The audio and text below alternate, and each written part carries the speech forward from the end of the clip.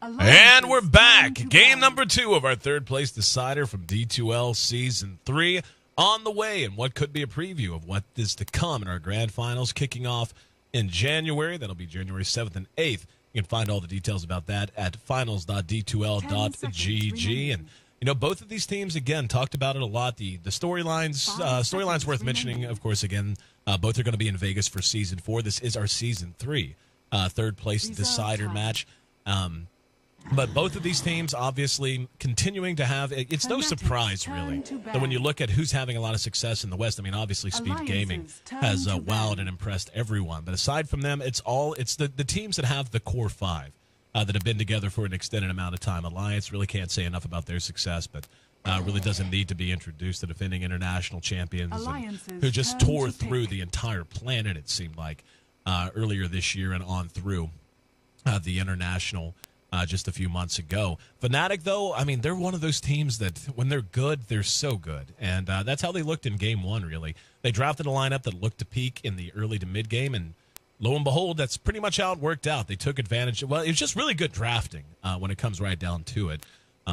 Seeing the Lifestealer, they already had the minus armor potential coming out of the Alchemist in particular. Of course, a very early pick Visage that got a medallion, but then you added in the Templar Assassin for Hani, and he just went absolutely bonkers, ending up without dying a single time with double-digit kills. And really just, that's how a TA should feel. I mean, the TA by nature can be a very reckless hero, so it's very easy to get yourself into bad situations if you're not very careful and you don't really read what's going on. But that's really what it came down to in terms of Fnatic being able to find that Game 1 win, was taking fights on their own terms, not allowing Alliance, with all of their mobility in particular, to dictate, which is what a lineup like that kind of has to do if it wants to be effective. And the Fnatic just took that away from them and punished any mistake that Alliance made.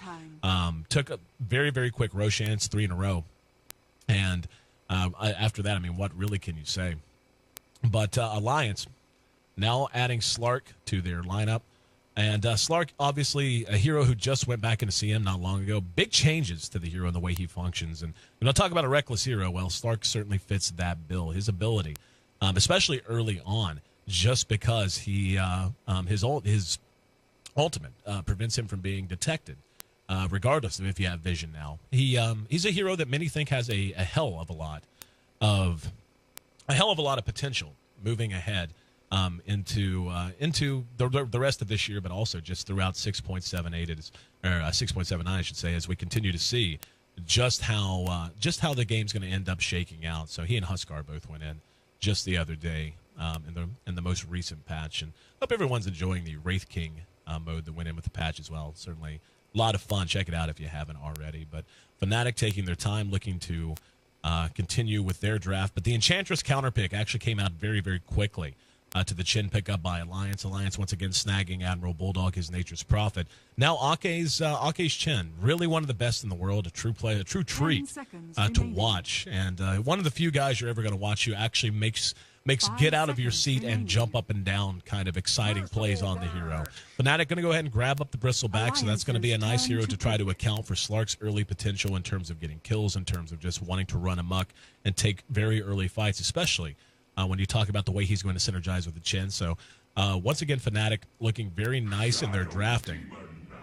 And again, the Enchantress counterpick makes it very difficult for a Chin to maintain his creeps early on, or really, whenever you have a Chin, Enchantress is just one of those heroes that does kind of naturally, and all things being equal, Enchantress will naturally kind of scale a little bit better late just because she does have pure damage on the back of her impetus. She's very survivable early on as well with Nature's Attendance, and Chen really does kind of have he has a best buy date for sure. Usually want to get a lot, the majority of what he's going to give you within the first 30 minutes or so. Enchantress can scale late again just because of ways you can build her, get up a Scepter to increase her impetus damage by increasing the range. Also adds her survivability late whenever you can increase the range on that. And also her ability to build items like Mask of Madness, if you want to, or any kind of attack speed sort of an item. She can turn into this odd kind of artillery-type hero who does pure damage from a distance and can build those big five-man teamfight items that you want so much. And speaking of teamfight, Fnatic adding to their own by picking up the Gyrocopter. And we're going to see a farming Mirana here, at least one would imagine. I suppose they could run Mirana made if they really, really wanted to and just farm the Slark. But that's something that I just haven't seen as a caster all that much in terms of the games I've broadcasted anyway.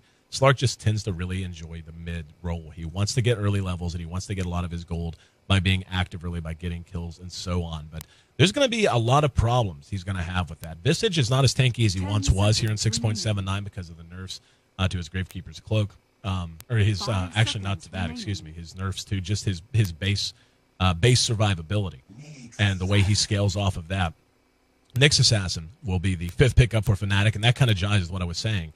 There's a lot of aggressive potential coming out of Alliance, a lot of ways for them to set up. Yeah, they actually are going to farm the Slark on Lotus, so again, not something that I've casted before, but certainly have seen it before in competitive matches, and always a question of how you want to go about that. But with Loda now farming up the Slark, Mirana going to be played by S4. S4's movement on the Mirana, his start in mid is going to be absolutely essential. And in terms of who's going to be going mid, it does appear that it will be a mid Nyx Assassin, which I think is a real nice decision coming out of Fnatic as well. But back to what I was saying, is Alliance, they have a lot of aggressive potential. Obviously, that's stating the obvious. Whenever you have a Slark, whenever you have Nature's Prophet, who's a +1 to any fight. The push potential between Chen and Nature's Prophet in particular, quite immense. They have a lot of ways to set up Sacred Arrow for S4 to land. Shadow Demon's Disruption, the most obvious among them. A Sprout is very good, coming from Nature's Prophet as well. Not to mention, of course, being able to stun. Looks like the vision is a little screwy.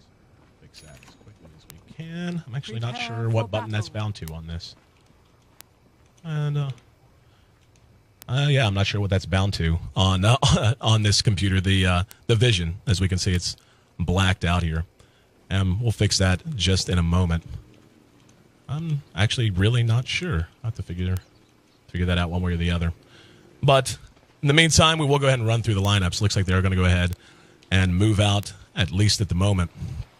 But yeah, the Fnatic's lineup is going to be very, very difficult for Alliance to track down in most cases. As much aggressive potential as they happen to have, and we can actually see Ake out front a little bit, and with EGM behind him. But they're so survivable. The Bristleback, obviously one of the tougher targets to bring down Nyx Assassin with Vendetta and Carapace to get him out of trouble. A lot of slows, a lot of stuns between No-Tail with Nature's Attendants to keep him and his teammates alive. Fly with Grave Chill as a slow. The Enchant as a slow. Trying to engage through a call down if they do try to engage. And Era's in a decent position. But the horn does blow. And again, I'm not sure what button. The battle begins. It's under control. Connie on top of it. But for the moment, we'll just deal with it. And we'll go ahead and run through our lineups. Once again, this is our Season 3 decider. This is a Season 3 third place decider. Fnatic taking on Alliance, with Fnatic leading after a very impressive 40-minute win in Game 1. This time around, we're going to have Fly. Played a very nice Enigma in Game 1. He'll be on the Visage. The Enchantress will be played by No-Tail, with our Gyrocopter farmed up by Era. They will be in an aggressive position here. They're going to be running a duo lane as Loda and EGM are working together. The Bristleback will be played by Trixie. He's already snagged himself a double damager and should do quite well in the face of Bulldog here, but the corollary to that, of course, Bulldog should do quite well as well, and giving him such a good start on the Nature's Prophet, certainly a chancy proposition even in the best of cases. Hani should be a big winner here. I mean, S4 is going to be able to turn out a little bit of harassment. He's certainly going to have to be aware of early movement. But speaking of early movement, we can see No-Tail making his way up to top already, as Loda and EGM, no idea what's on the way. And a very quick Centaur pickup. This is a level 1 gank. Now, this is so important. Whenever you begin to move around with an Enchantress, especially this early, you really can't just waste time. Otherwise, you get behind. And here we go. There's a disruption, and EGM trying to make a run out. He's actually blocked in. There's going to be the engagement from Loda. Era using Rocket Barrage, doing decent damage, but Loda has him very low. And he's actually going to be able to make it away. EGM not going to be so lucky, though. And First Blood goes the way of Fnatic. Now they're going to engage on the Fly as we see Ake making his way over. There's a stomp from No-Tail Centaur to delay it a bit, but using the wand charges, and Loda trying to leap away. Ends up dropping just as we see the Visage drop too. Now there's a disruption to buy time for Ake to get away. And looks like they won't engage after that. We've already got a TP on the way, though. And they're going to try to make something happen on, but it's going to be Loda coming back into lane. So Ake made his way over, but he made his way over just a little bit late. We see Bulldog being pursued out all the way back to the tier 2 by Trixie. And this is just what a Bristleback does. It's just so hard to deal with him because he can just dive you so damn early. He's so survivable, so tanky. And even if you have decent damage, you're damaging yourself in effect, just because of the way Quill Spray works. So early on, Fnatic looking quite good, going 2 for 1, but more importantly, the heroes they ended up dropping were certainly the 2 that they wanted. They got the first blood on EGM, but being able to bring Loda down too in exchange for just the Visage, a huge boon for them. And this is what you want out of an Enchantress. As we can see, she was just 100 points or so into level 1 whenever she rotated out. Now she's leaving at level 3, and with a kill under her belt as well. Early net worth, we can see actually pretty even across the board. Gyrocopter and Mirana. And there we go. Bound to F1. Actually, I have that bound to a different key at home. So, at any rate, our vision cleared up. Thanks again to our good friend Sesh Conrad getting the job done. But as we can see again, Fnatic certainly getting the best of things early on. And the early levels as well. We can already see Bristleback to level 5. And across the board, they're beginning to open up a bit of a gap, and we see No Tail is actually quite far behind, but so is EGM's Shadow Demon, and the movement is really going to be what's key here. We can see Bulldog again. He's certainly getting his farm. He's sitting at a decent 9 CS, but he's been dove and shoved out of lane so much that the Bristleback is actually already doubling him up. And not to say that he won't be effective because of that. We saw just how well Bulldog was able to bounce back in game 1. And again, just what he does. He just manages to find gold everywhere. And Arrow, barely off the mark, ends up hitting a creep. But S4 taking his shot and not having it pan out. Looks like he's going to get some help, though. And this is what you want, especially if you're EGM. Level 3 now, ready to get active.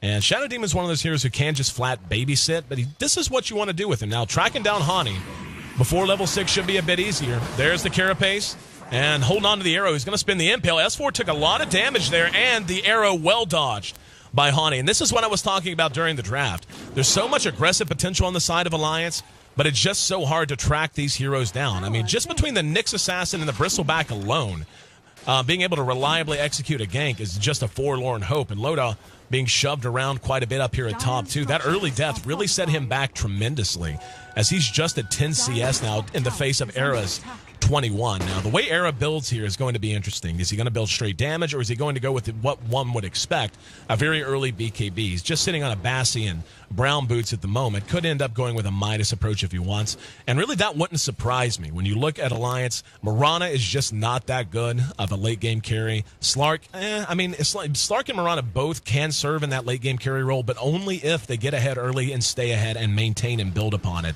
Like we saw Hani do on the TA. I mean, he got a couple of levels ahead, and by the end, he was the highest level on the board by quite a large margin.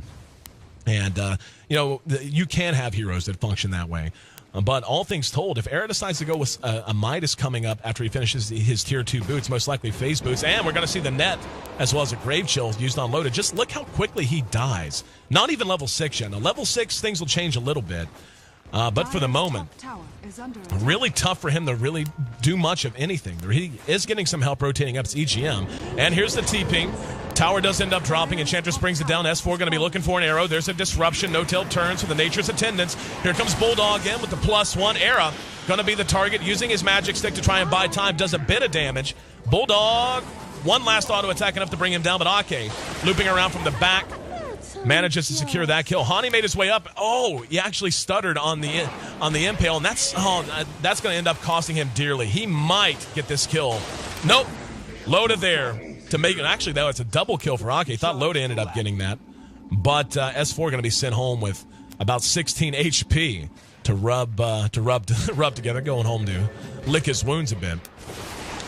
But that's one of the hardest things about playing Nyx Assassin now, and why the hero, even though he has had a bit of a resurgence in past weeks, I should say, plural, Even though he has seen a bit of a resurgence, it's still so hard to decide in situations like that. I mean, Vendetta has become one of those abilities you use kind of for in the middle of a fight more so than anything else. Or at the very least, you use it and then you line up your impale, you shoot the impale and just say to hell with the damage. As nice as the damage is to have, impale's just so tough to hit. And we saw quick reactions will always make it hard, even at point blank, for a Nyx assassin to line up the impale following his reveal after the Vendetta.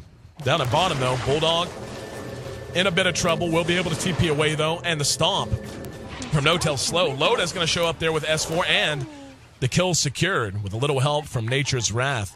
And Trixie, I mean, he's kind of hung out here and done his own thing for quite a while. He's got what seems to be, a Vit booster on the way, so he will be going with a early Vanguard build. And just finish it up as well. They're going to go ahead and pop Mirana's ulti and look to make something happen here in mid. Looks like Hani going to be the target. He's level 7.5 right now. You take a look at S4 right there with him. Early CS, obviously the advantage going the way of Fnatic. But these last few engagements, Alliance now doubling them up in kill count 6-3. So important to them. They were in very real danger of slipping behind with a lineup that really doesn't play well from behind. I mean, they have comeback potential and always will, simply because of the Nature's Prophet. I mean, Nature's Prophet, that's one of the reasons the hero remains so valuable in a variety of contexts. Is so long as he's on the map, he's going to give you a chance to extend the game. He's going to give you a chance to outmaneuver, outthink, and outplay your opponent just because of his mobility and all the things you can do with him.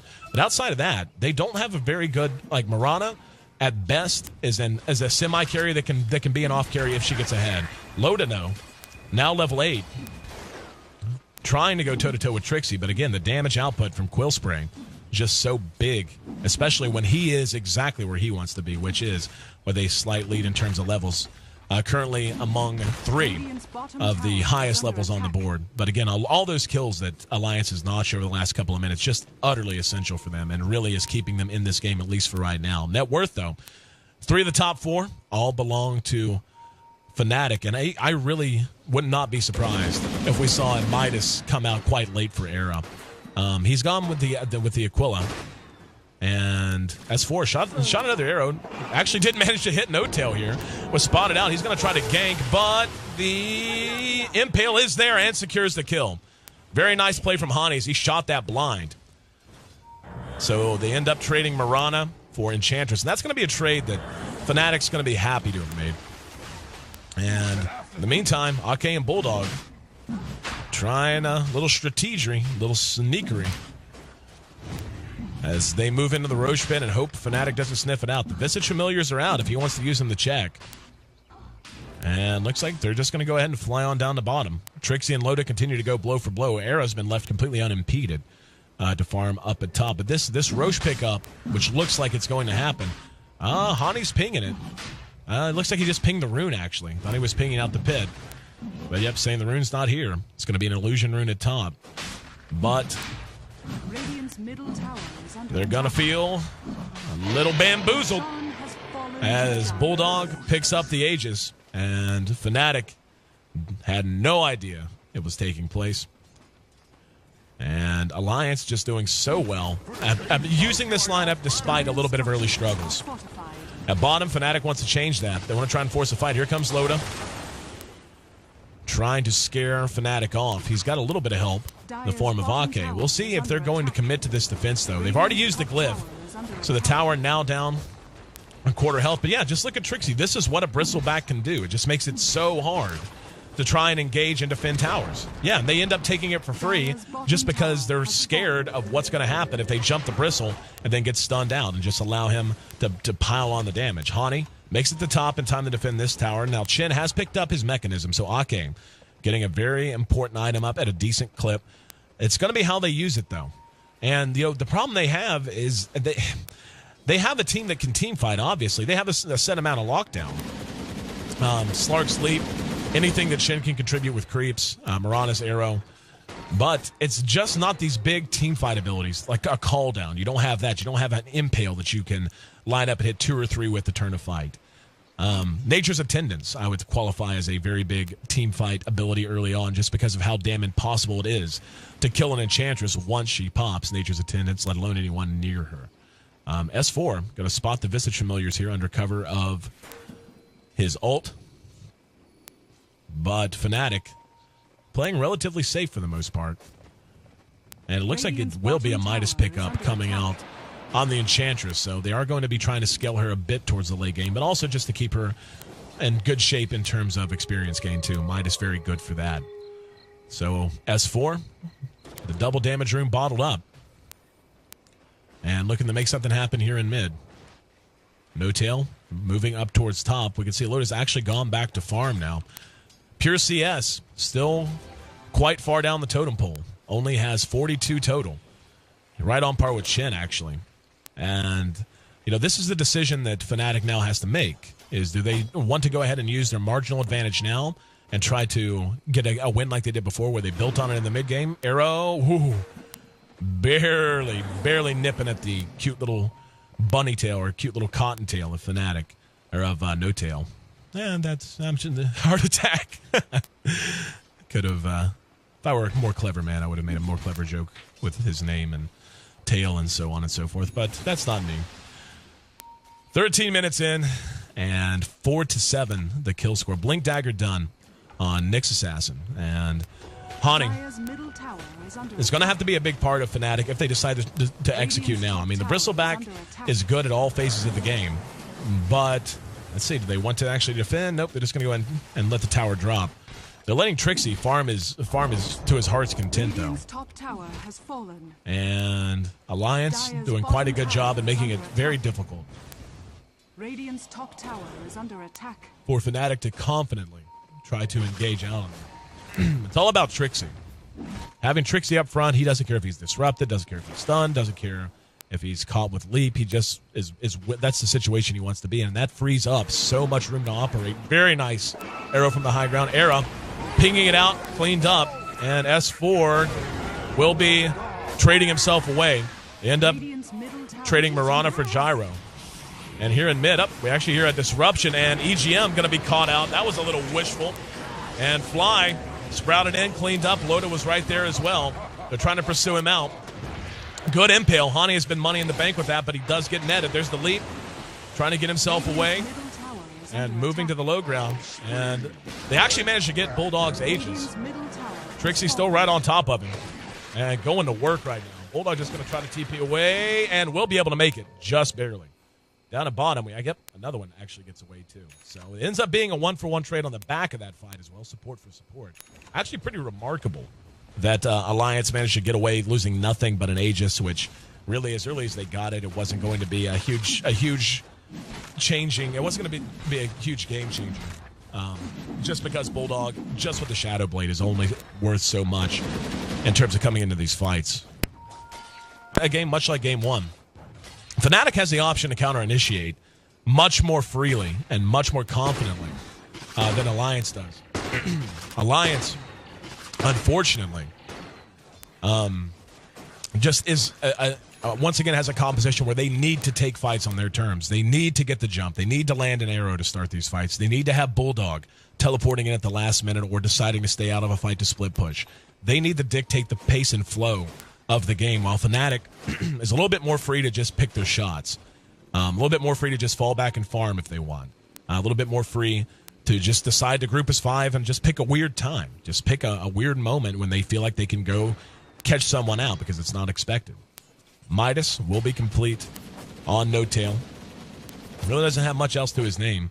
Sitting now at level 8. Taking a look at the net worth, we can see that once again, Bulldogs being Bulldog has magically made his way back up to the top. But much more importantly, Loda has now made his way up to the top of the net worth charts as well.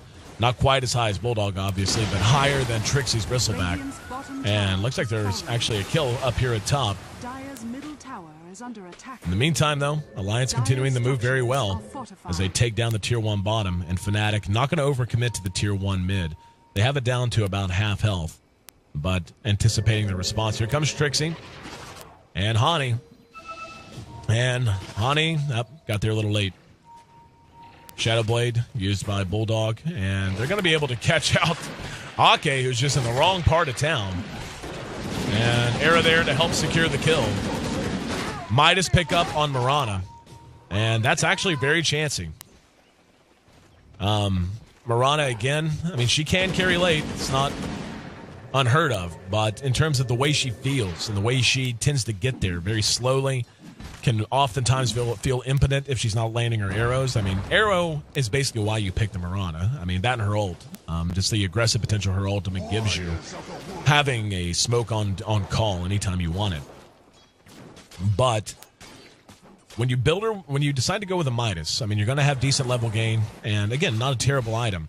But you're opening a pretty big door for the enemy to look at and go, well, Mirana, if we can just avoid her arrows, she's going to be able to contribute even less than normal because her right click is going to be so completely and utterly negligible. Loda, on the other hand, has caught up quite well. Has picked up treads and set of drums, and now has his Ogre Club up towards his BKB. So working on survivability of his own. Trixie, on the other hand, will be getting a set of drums of his own. And just finished him, actually. Bulldog right there on top of him. There's going to be the Sprout. Has no way to get out. Arrow will connect. And Loda actually whiffed entirely. And Trixie might get away because of that. That's a big missed opportunity if they don't track him down. Loda completely screwed the pooch there. Missed the leap and put himself, put himself over here in this show vicinity. Trixie, such a kind man, giving him the thank you. And a lot of fun to see these two teams who are certainly familiar with each other and have been for a long time. Loda having a little fun at his own expense. But it's always fun to watch teams like this who are genuinely friends outside of the game. I mean, obviously, in the professional realm, everyone knows everyone for the most part. But, didn't miss that time. Hani caught out as S4, benefiting from a haste rune.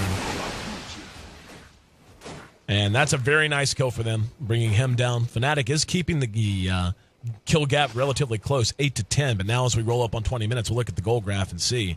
Alliance has opened up a decent little lead for themselves, hanging right around 4,500. The experience right around 3,000. So right now, again, the issue that I think Fnatic has the potential of running into is they've built Era one particular way. They built him with a BKB. Now they're going to begin to build him damage. But with Midas out on both sides, the Midas on the Mirana could end up being a wise choice. S4 is doing just what he needs to do. He's hitting his arrows. He's staying active, and he's not trying to do too much. He's not giving up a lot of kills. But, Fnatic needs to recognize where they are in this game. I mean, Trixie, Vanguard, drums, treads, he's in great shape net worth-wise and just pure survivability-wise. We saw he was able to escape a three-man gank. And granted, Loda had a little something to do with that. But nonetheless, going with this very standard gyrocopter build, they need to start getting something out of it. You don't build a BKB to sit and farm. You build if you're going to build a BKB and you're going to get it out as your first item, skipping a hand of Midas on the way, you better make sure you get some usage out of it. We can see Trixie leading with the chin right here under the tier 1. He will be disrupted, and he's going to go ahead and re-engage. Visage Familiar's there with the stun, and Moonlight Shadow pop. They will be able to clean him up with the Quill Spray, though. And here comes Loda. BKB used by Era, and they're going to re-engage off of it. Impale on the mark, and Calldown's going to be there. Loda will be able to dodge out of it, but being pursued now actually leaps into the Roche pit and got stunned. Roche stunned him as he came down. Hani's going to have the Impale, and in the meantime, the rest of the battle pursuing out into the jungle. They managed to track Loda down on the back of it. Bulldog's right there waiting to try to thought about it, thought better of it. Was winding up, but that's a big win nonetheless. That fight got spread out. We saw that Trixie was just eating the damage in the mouth. It's actually going to be a real quick rush build for this Desolator on Bulldog, getting it up at 21 minutes. And this is almost kind of a pubbish build. Just because of how good it is. I mean, it's and how good it is in select situations. Deso, great item, obviously. Adds to his right click. The armor reduction, very, very nice against the Bristleback in particular. But it's not a lot of utility to it. You're basically a glass cannon. And you got to make sure that your positioning is immaculate. But Fnatic, with that last set of engagements, look at that, has turned this game pretty much completely around. Momentum heading in their favor, and momentum heavily in their favor. And the gold and the experience beginning to head that way as well. And we're going to take just a moment and take a look at Dota TV. Apparently, we're getting reports that there's no audio this game, and we're not sure why. But I want to make sure, yeah, both teams are just kind of doing their thing. So I'm going to pop out real quick to just do this. And, yep, open mic is on. Yep. And I'll double check it one time. Just 1 minute. As best as I know, we had audio in game 1. Okay. Yep, 1 second. Don't want to miss the action as Hani's moving out. The audio will be coming up in just a moment in game, hopefully. But all right, looks like, yeah, he's not going to actually see anything, so do this very quickly. Yep. And hopefully that'll bring us back. I know for a fact. Yep. Yep.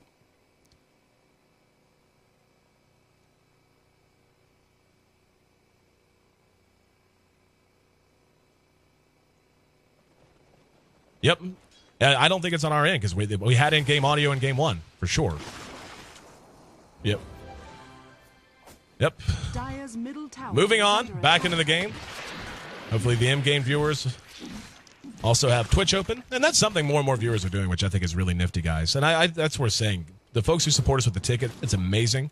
But whenever you also keep Twitch open and support us that way, we really, really love that. And it just never ceases to amaze me how supportive the whole Dota community really is and how many awesome little things you guys do just to try and make our lives a little bit easier and to try to make these events a success. So thank you for that. Anyway, sorry for that brief interruption, but obviously something wrong with Dota TV out of our hands as things that should have fixed it not working. Taking a look back at the game that matters, the one right in front of us, they actually spotted that. The Visage Familiar saw Mirana's Moonlight Shadow go off, and they're going to go ahead and move in that direction. Trixie is so far ahead right now, he just doesn't care. Already has a Hyperstone up on top of everything else. And the Roche Pit becoming a heavily contested piece of territory. Loda up there with S4. This is a big opportunity for Fnatic. I don't think they realize it, that they could just rush this down and be a 5-on-3. But Bulldog doing what he does. Something worth mentioning about that Desolator build. Even though it makes you glass cannon-ish, it does allow you to split push towers down much more quickly with the armor reduction as well. So it's not as if he picks it just to get kills or just to be that. And we are going to see EGM getting the disruption off. Arrows on the mark, but he got the carapace off, so it ends up stunning out S4.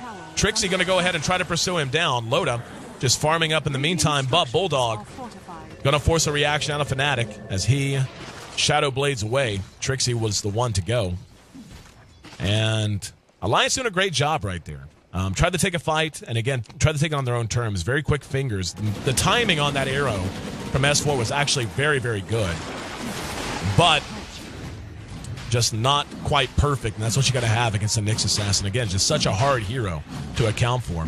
Roche already down to quarter health, and this should be a free one for Alliance. They're going to toss an arrow out there. It'll be dodged, and yeah, Fnatic not going to get there anywhere near in time. Big win for Alliance there.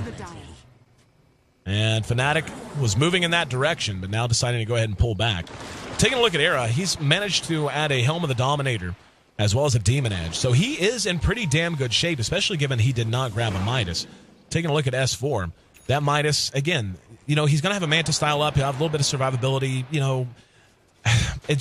The Mirana as a hero, it takes so much for her to feel like a particularly hard carry. And the option that Fnatic's going to have soon on this Gyrocopter with the BKB already done, they've already got the Demon Edge, already got the Helm of the Dominator. It depends on what direction Arrow wants to go here. He can go ahead and finish a Satanic if he wants. He can go ahead and finish Daedalus, what have you, if he wants to do that. MKB could be an option down the line as well. But, Fnatic is a team that will just build a Rapier on a Gyrocopter after they get up a Satanic. Like, they just will. And they do it consistently enough that you almost have to just plan for it and account for it. Blind arrow shot by S4. It's so bad it was good. Looks like Hani sniffing. Oh, nope. He actually doesn't know they're after him. That was an arrow that was so bad it was good because at least he didn't see it. And they're going to have a chance to jump him now. Hani able to skirt away back up towards top. Trixie, almost level 16 already. And getting very close to his Assault Cuirass being done already. And Hani, Loda, teleporting out right beside each other. But so far, and this is the nice thing about that Alliance has going for them so far as Bulldog. And now even with the BKB, so they are building him to just be a team fighter now. Trying to get rid of the glass part of the glass cannon build. Or at least a little bit more laminated glass. Doesn't shatter quite as easily. But just having Nature's Prophet on your team means you force Fnatic into situations where they have to commit entirely to something. Like, the worst thing you can do whenever you're up against this kind of a lineup, especially with the Chen to help out too, the worst thing you can do is kind of him and Haw as to, okay, let's go team fight. Oh, wait, maybe he'll come, and spend a lot of time going back and forth. You either need to fall back and farm and look to maximize your gold gain and look to beat them that way, or you need to just commit and start trying to run them over, force the Prophet to come back whenever he's active or trying to do something somewhere else. If you can do that, you can make the hero's weaknesses begin to shine pretty starkly. There's the Assault Cures done on Trixie, so he's a little tanky, sitting at about 1,800 HP right now with a Vanguard and 26 armor, or 24 armor, rather.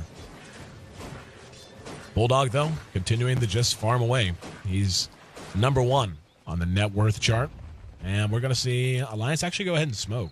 So hanging on to the Moonlight Shadow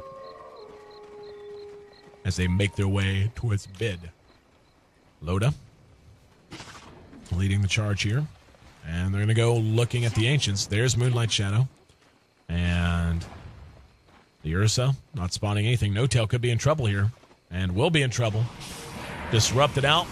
And blown up. Bulldog came in but wasn't even needed. And yeah, it looks like Fnatic wants to fight now.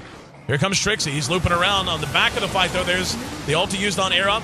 Hani able to blow him up. There's the cooldown coming out of Era. The damage he's doing, very considerable. Bulldog in trouble. Behind that, Trixie pursuing him out. They're actually going to double back. They've traded 2 for 1 so far and need to get a bit more. Visage Familiars are there to get the stun, and they're going to catch Loda again.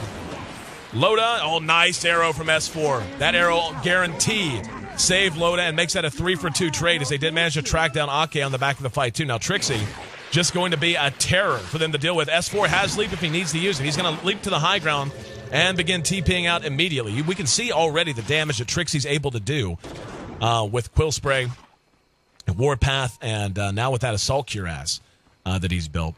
Loda managing to make it away there. Looked to be dead to rights, but S4, again, with a very nice arrow, bailed him out and kept that fight going a little bit longer. We're all knotted up. 26 kills split right down the middle, 13 apiece. Gold still in favor of Alliance and getting into considerable territory. A little over 5,000 right now, but beginning to get up towards 7,500. The experience is also very close. And we can see that Fnatic had cut it down considerably with that last engagement, hurting them quite a bit. What's going to need to happen is Fnatic just needs to get the next Roshan. They need to get an Aegis on Bristleback and let him go be Bristleback. Let him go crazy and start taking fights the way they want to. And again, this comes down to the execution and the execution of the composition the Alliance drafted. They just have a lineup that when they get the jump, when they get not even the advantage, just being able to engage in a particular order with a particular set of targets with the heroes positioned correctly. That's... They have a lineup that necessitates that even more so than most. Whereas Fnatic, as we saw, actually do have a pretty solid counter-initiation and counter-engagement team. So they can afford to play a little reactionary when they want to. That last time, though, again, favoring Alliance in the grand scheme of things. 2,600 gold in the bank of Nature's Prophet. Bulldog continuing to open up quite a large net worth gap between him and Era. Era is hanging, though. He's got 2,700 all on his own, and we'll see what he wants to pick up with it. Taking a look at Loda. He's got the Aegis. That Midas just now really beginning to kick itself in. He's got 2,800 gold right now, too. And, Slark's one of those heroes. You can build him so many different ways. You just really kind of have to wait and see. Invisibility. Will find himself an Invis rune and look to put that to use now. Fly with the medallion up. And, yep, I was going to say, it looks like it will be a pure kind of mobility approach. Oh, wow, that's actually, yeah, he's going to go with the Yule Scepter. S4's arrow off the mark that time. He's really just been trying to track Trixie down and excuse me, not Trixie, Hani. Really been trying to track Hani down all game long. Has had some good arrows, but for the most part, Hani has managed to deal with it fairly well. And that's, again, the challenge. is fine, not just finding the arrows, but actually managing to get something out of it when you have a team that's so good at counter initiation and heroes that are so tough to just kill individually. And Prophet actually manages to get a kill on Visage down here at bottom along with Loda. So not a bad pick there. Nyx Assassin with his Yules done as Hani moves back in the lane under cover of Vendetta. And Alliance looks like they're ready to go ahead and shake the tree some. Moving down towards bottom lane. And ready to challenge this tier 2. Going to be 17 seconds until the Visage is back up. Radiant structures are fortified. And this is just, again, the advantage they have with positioning. No Tail trying to chase him out. Visage Familiar fed for free there, and here comes Trixie, showing his face. The Rocket Barrage used by Era to help clear things out. And now with Visage back up, they want to engage. And there was a Force Staff, actually. Yep. Oh, nice impale. Caught two. That's Bulldog and EGM both. Yules up in the air. Disruption buys time. BKB will be spent by Bulldog. He's going to go ahead and just TP away. They will be able to clean up EGM on the back of it, though. And managing to keep the tower up and take the win down there at bottom, even if it is just a Shadow Demon. Very nice. Arrow missed time. No, actually did manage to get it, but Trixie kind of shaking it off. He spins the leap and the Manta, so should be able to make it to safety pretty simply. Roche going to be back up in 60 seconds, and this is essential for Fnatic. They really need to get the game back on track with that. They could put it on the Bristle, or they might even think about sticking it on Era. Era's got 3,800 gold in the bank, so getting very close to having a big item soon. And S4 spotted. Hani's there. Under cover of Vendetta. Let's see what he wants to do. Moonlight Shadow going to be spent. And he's got a gem. Going to spin the Yules. Oh, such a great way to use Yules to set up perfect impales. Great kill for them as they track down S4. Roshan should be back up in less than 30 seconds. Now, it's going to come down to if they're able to spot it or not. I'm not sure where his familiar... Yep, here they are. I was going to say, familiars making their way down. They need to get them into the pit right now and need to try and take advantage of this. Really loving the Yule Scepter pickup on the Nyx Assassin. Such an effective way to mitigate what I was talking about before. We saw him miss out on an opportunity just because he spent the Vendetta first and then could not line up the Impale. Now you just Vendetta, Yules, then Impale, and it's fine. Up at top, we see them pushing. This is going to be so huge for Alliance. If they manage to take this uncontested, Fnatic making a big blunder here. Not even getting the tower now. They have to know something's going on.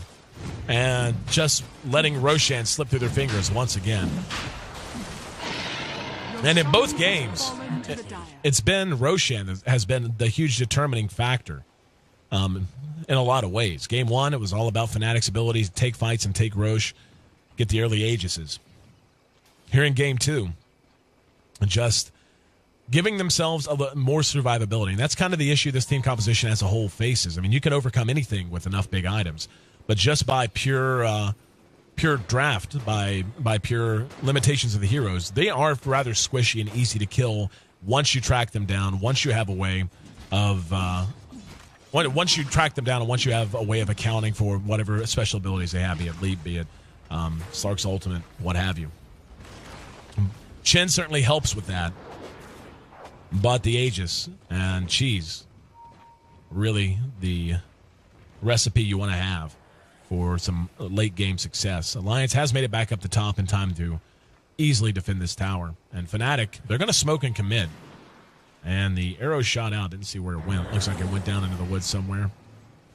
But they're going to go try and give him the old okey doke. Big creep wave in mid. Big creep wave at bottom.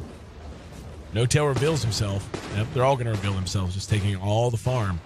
Down at bottom. Should be a double wave once they clean up this catapult, so they're going to want to send somebody down here. Here comes Trixie. Bulldog's right there next to him. And the Visage Familiar's enough to scare him away. Radiant's bottom tower is under attack. The top, Loda, has continued to fill out his inventory nicely. It is going to be a butterfly pickup for the Gyrocopter, so not going pure damage instead. Going with a mix, survivability and damage. Skull Basher up on Loda. And at this point, when you look across the rest of his team, Might be a situation where he decides to build an assault cuirass. They could really use it. Up atop, they're continuing to go to work on this tower. We'll go ahead and leap across the chasm. Trixie there just in time to wave goodbye. And Hani with that haste rune, looking to make something happen. Visit Familiar spots out Bulldog. And they're going to engage on EGM. Disruption bought him some time. Nep, Scythe of Ice there, but he's Carapace while Scythe. And S4 going to re-engage Fly. Doing what he can. Yules buys time, but Fly runs out of time. Bulldog forced to run away. There's the hand of God to keep everyone up and fighting for Alliance. And Era coming into the back of that fight. Too little, too late.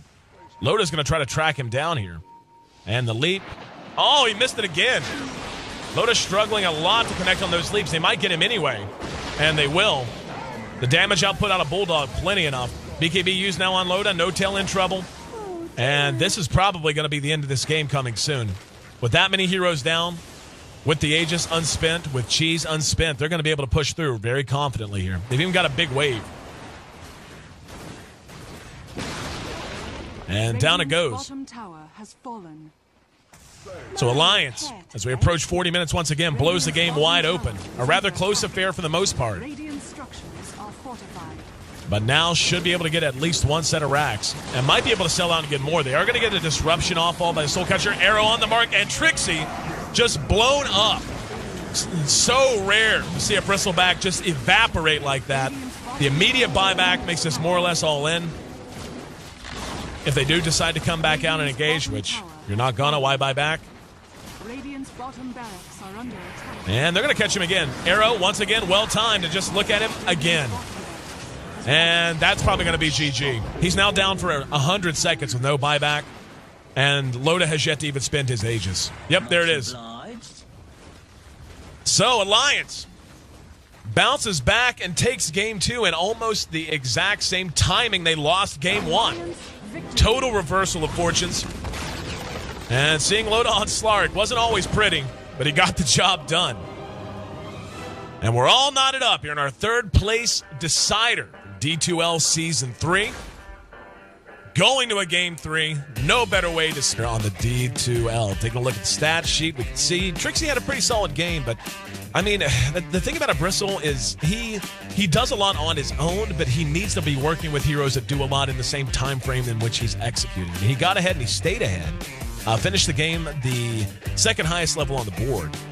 And 440 GPM. Really not bad for a Bristle. I mean, Gyro obviously quite a bit ahead, but you know that was probably what killed him the most. Is Gyrocopter, one of the reasons he's fallen off of popularity is unless you have a very set plan of execution, it can be rather difficult to get him into fights and make him feel as effective as he should, given the farm priority you're almost always going to give him. And we just didn't see that out of here. He finished at 3-4, 3-7 for Fly, struggling this game after a good game 1. Take a look at S4's Mirana coming out of mid. 5-5 for him. He was on his way to an MKB, it would seem, picking up that Javelin by the time all was said and done. But really hit his arrows for the most part. Didn't miss too many. Loda, 4-2 on Slark. Had a couple of goof moments, but pretty funny stuff. But in the end, it just didn't matter. But as is so often the case, Bulldog really the one taking the lead in terms of gold, in terms of items, in terms of, in this particular instance, just being able to account for some of these heroes who are very difficult to track down and kill. Granted, the later it got a little bit easier. Just some of the abilities like Nature's Attendants just naturally kind of fall off. But finishing up with a Desolator Scythe of Ice in his inventory, 674 GPM, no surprise to see him at the top of that chart. And wouldn't be a surprise if we saw him on Nature's Prophet for a third game in a row, as we now look forward to what will be our final match of the day, and the final match, technically, of D2L Season 3, even though we had our grand finals in Valencia quite a few months ago. 38 minutes, 47 seconds, the official game time, 15-21. The final kill score as Alliance knots things up. Looking ahead to Game 3, host there at AC Chambers. Thanks for being a part of the broadcast once again, guys. Having a lot of fun here today. That's not supposed to be visible, so we can move that. Sorry, Conrad yells at me sometimes. Move my phone.